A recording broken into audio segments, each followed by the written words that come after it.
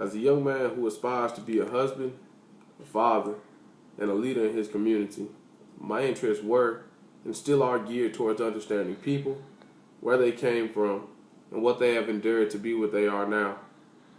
Looking at my father, uncles, and aunts, all possess a few qualities that have affected the way they live their lives. And considering that those qualities have been key to their impact on the community, I decided to dig into my roots, and all roads pointed to my grandparents.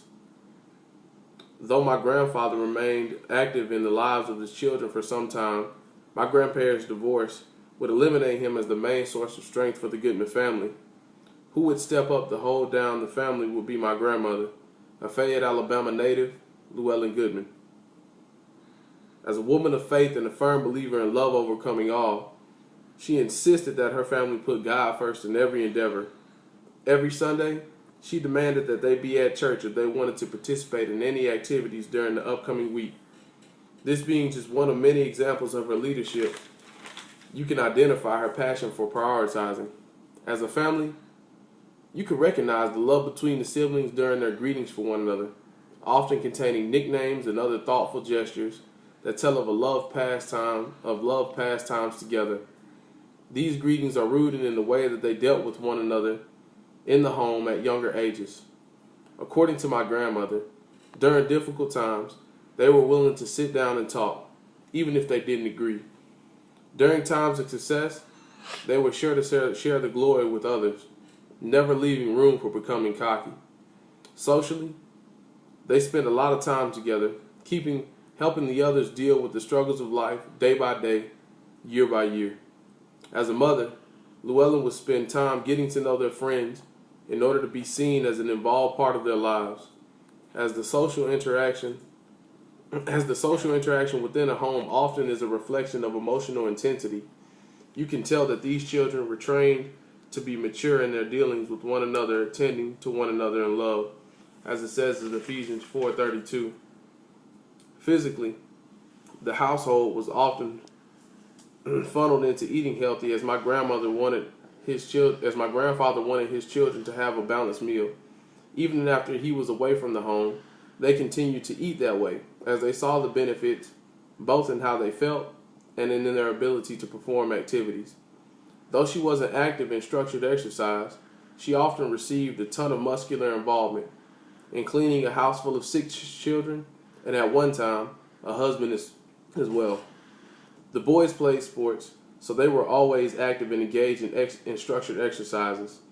The girls, though they didn't play sports, engaged in recreational activities that helped them avoid obesity, atherosclerosis, high blood pressure, and other deadly diseases. Next on the list of important qualities instilled in the hearts of my grandmother's children is work ethics. This quality has significantly affected all of her children greatly. My aunt owns a hair salon, my uncle owns his own air conditioning company, and my father is the supervisor of traffic engineering for the city of Birmingham. All are either ministers or pastors as well. Though none were allowed to work while in school, all learned that maximum effort was beneficial to success early in life.